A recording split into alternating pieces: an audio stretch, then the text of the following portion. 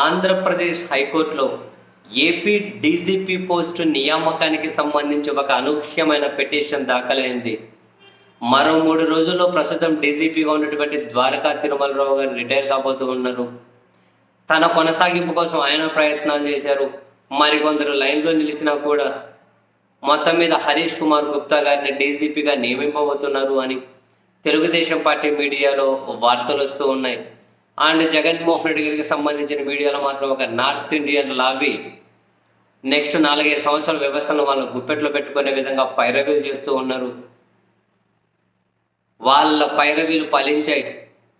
So Harish Kumar Gupta గారిని డీజీపీగా నియమించవచ్చు అని వీళ్ళు పత్రికలు కూడా రాసుకుంటూ వచ్చాయి.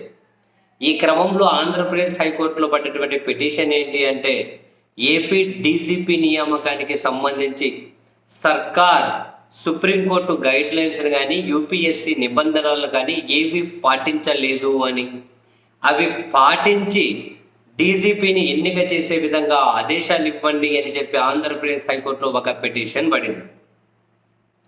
ఆ పిటిషనర్ ఏం చెప్తారంటే, డీజీపీ పోస్టు నియామకం జరగాలి అంటే కనీసం 3 నెలల ముందు 3 పేర్లతోటి యూపీఎస్సీకి ఒక లిస్ట్ వెళ్ళాలి అని, ఆ 3 పేర్లలో ఒకరిని వాళ్ళు సెలెక్ట్ చేస్తారు అని.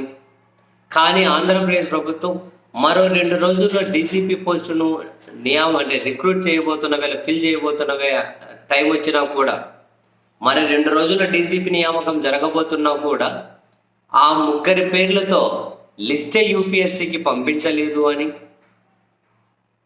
3 నెలల ముందు పంపించాల్సిన ప్రక్రియ 3 రోజుల ముందు కూడా పంపలేదని, ఇది సుప్రీంకోర్టు గైడ్ లైన్స్కి వ్యతిరేకమని, యూపీఎస్సీ నిబంధనలకు వ్యతిరేకమని, కాబట్టి ప్రభుత్వం అన్ని నిబంధనలు పాటించే విధంగా ఆదేశాలు ఇవ్వండి అని చెప్పి హైకోర్టులో పడ్డ పిటిషన్ ఎవరు ఊహించి ఉండరు, సర్కారు కూడా. మరి దీని మీద హైకోర్టు ఏం నిర్ణయం తీసుకుంటుంది? ఇటువంటి వాటిలో ఇన్వాల్వ్ అవుతామంటారా, అవ్వమంటారా? అండ్ ఈ పిటిషన్ కనుక విచారణగా తీసుకుంటే సర్కార్ నుంచి వచ్చే వాదన ఏంటి? ఇవన్నీ చూడాల్సిన అంశాలు. బట్ ఏపీ డీజీపీ నియామకానికి సంబంధించి నిబంధనలు పాటించాలి అని చెప్పి ఒక పిటిషన్ హైకోర్టులో పడడం, అది కూడా మరో 2-3 రోజుల నియామకం జరగబోతున్న వేళ చాలా ఇంట్రెస్టింగ్.